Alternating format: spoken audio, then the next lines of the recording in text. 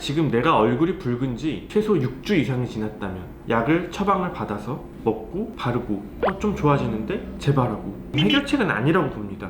몇 가지 팩트들을 조금 참고를 해봐야 될 것 같습니다. 스테로이드제는 정말 좋은 바르는 약입니다. 잘 사용하면요. 스테로이드로 인해서 무분별하게 더더더더더더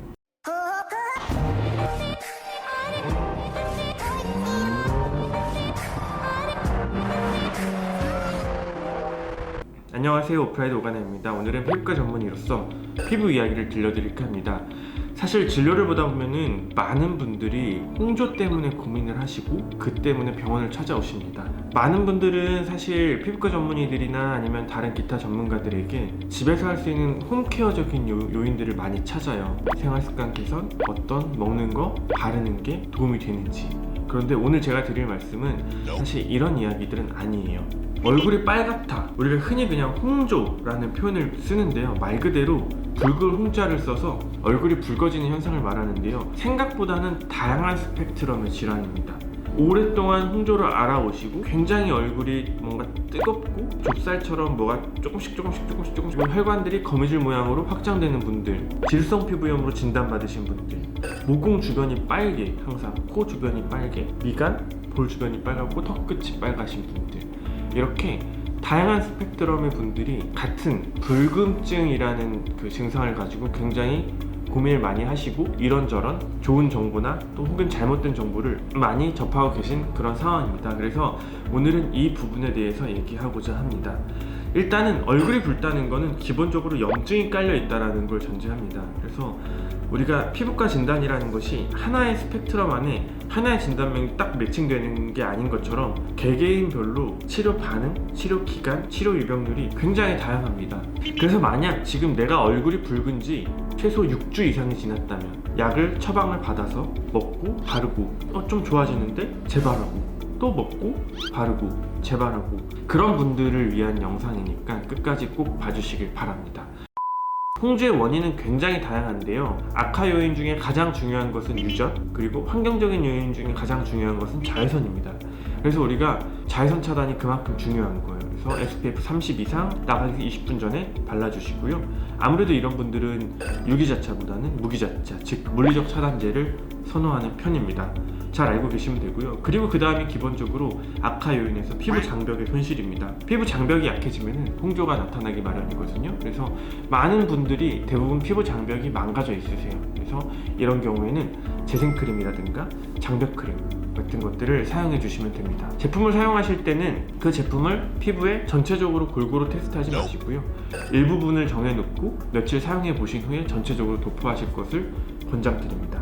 세 번째 악화 요인으로는 기타 내 주변의 요소들인데요, 술, 스트레스, 매운 음식, 사우나, 과격한 운동, 이런 것들인데 사실 어떻게 술 안 마시고 삽니까?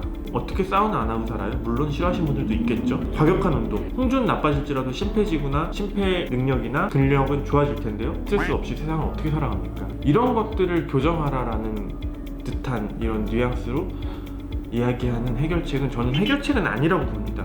그래서 일단의 1차적인 단계에 이런 홍조 해결책은 피부과 전문의를 찾아가시는 거예요. 피부과 전문의를 찾아가셔서 진료를 받고 그리고 나서 적절한 처방을 받습니다.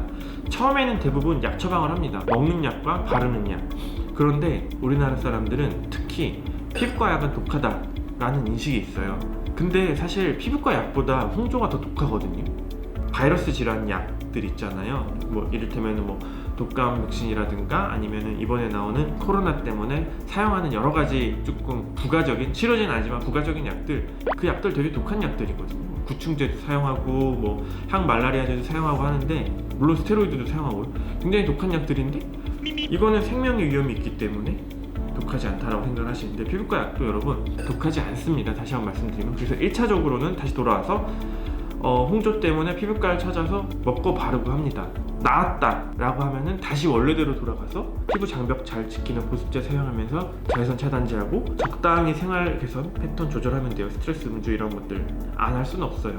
그래서 조절하면 살면 되는데, 얼마 지나지 않아서 또 재발했다, 근데 이게 점점 심해진다 라고 하시는 분들이 꽤 있어요. 꽤 있는데, 그런 분들은 그냥 몰라, 이거 피부과에서 약 먹어도 안 되고 어쩔 수 없네 라고 포기하지 마시고 꼭 몇 가지 팩트들을 조금 참고를 해 봐야 될 것 같습니다.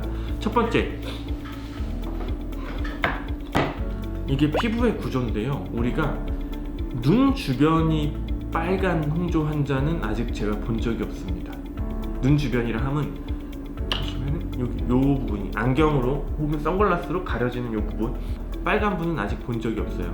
이 피부와 볼과 미간, 턱끝의 피부의 차이는 무엇인가 라고 하면은 여기는 털이 없어요.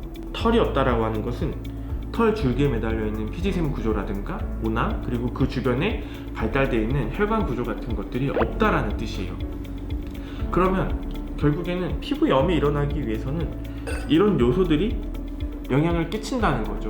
염증성 접근이 꼭 필요합니다. 그래서 약을 먹어서 혹은 약을 발라서 개선이 된다면 정말 럭키한 케이스지만, 그 증상이 6주 이상이 되시고 뭔가 낫지 않는다는 전제 하에서는 꼭 보다 더 치료를 잘하는 전문의를 찾아가서 잘 치료를 받으셔야 돼요. 잘못된 치료의 예를 들어보면요, 한 2년 이상 얼굴이 너무너무 빨개서 고생하시는 분들이 꽤 있습니다.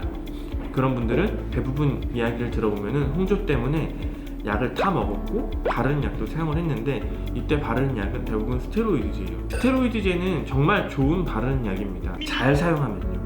그런데 무분별하게 빨가니까 바르고 다음날 아침에 좋아지죠, 또 시간 지나면 빨개져요, 또 바르고 좋아지죠. 이런 게 몇 달, 몇 년 반복하게 되면은 스테로이드로 인해서 더더더더더더 피부가 얇아지고 나빠지고 염증도 심해진 그런 스테로이드 유발성 주사까지 있는 경우가 흔합니다. 그래서 본인이 스테로이드에 얼마만큼 장기적으로 노출되어 있는지를 꼭 체크를 해보셔야 돼요.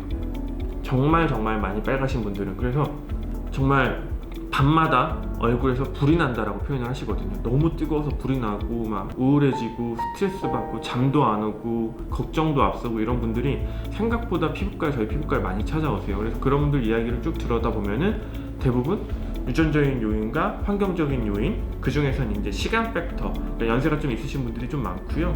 그리고 다른 병원들을 계속 전전하면서 치료를 못한 경우가 많은데, 그런 분들은 꼭 가장 중요한 것들은 몇 가지 포인트가 있어요. 일단 치료가 오래 걸린다, 그리고 치료 과정이 순탄치 않다, 스테로이드를 완벽하게 배제해야 된다 이거든요. 근데 대부분 스테로이드에 굉장히 많이 노출이 돼 있으세요. 그래서 지금 홍조로 고생하시는 분들이 이 영상을 보시는데 내가 스테로이드 제제에 굉장히 많이 노출돼 있나? 라고 한 번쯤은 점검을 해보실 필요가 있습니다. 정말 낫지 않는 계속된 홍조가 있다면 거의 99% 스테로이드에 장기적인 노출되어 있었을 가능성이 커요. 특히 코 주변, 입 주변, 피부가 얇은 부분은 피부 장벽이 무너지면서 이렇게 빨갛게 뜨는 경우가 되게 많거든요. 그래서 그런 분들은 꼭 주의하시고요. 그럼 그런 분들에게는 어떻게 치료하느냐? 결국에는 아까 앞서 얘기했던 대로 그런 내용들을 조금씩 개선시켜 줍니다. 첫 번째, 장벽의 재건. 두 번째, 스테로이드 커팅. 스테로이드 커팅 할 때 굉장히 힘들어 하세요. 그래서 이거는 굉장히 조금 조심스럽게 체계적으로 치밀하게 잘 접근을 해야 되고요.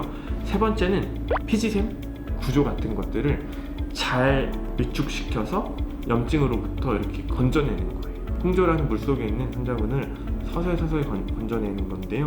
이때 중요한 거는 환자와 의사와의 신뢰입니다. 신뢰.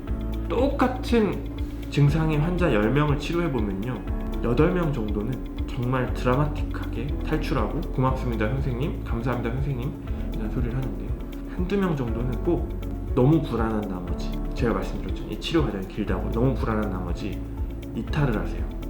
치료 과정에서. 혹은 잘못된 정보가 너무 많아요, 인터넷에. 그래서 그런 거에 뭐가 좋다더라, 무슨 음식 좋다더라, 혹은 무슨 물이 좋다더라, 이런 것들 너무 좋아하시거든요. 그런데 한계가 있어요. 이런 대원칙을 가지고 꼭 치료에 접근하셔야만 정말 괴로운 것에서 벗어날 수 있습니다. 이상 피부과 전문의로서 홍조에 관한 뻔하지 않은 좀 깊은 혹은 좀 어려운 이야기를 전달해 드렸는데요.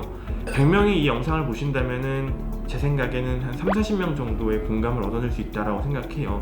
50명 정도는 무슨 제품을 써라, 뭘 하지 말아라, 뭘 먹어라, 이런 것들을 좋아하셨을 텐데, 그런 것들이 사실 피부에 미치는 영향은 그렇게 많지 않습니다, 의외로. 그래서 치료 단계에서 어떤 마인드를 가지고 어떤 방식으로 어떻게 접근하는지가 중요한지에 대해서 앞으로 종종 설명드리도록 하겠습니다. 이상 오프라이드 오버나이스입니다. 감사합니다.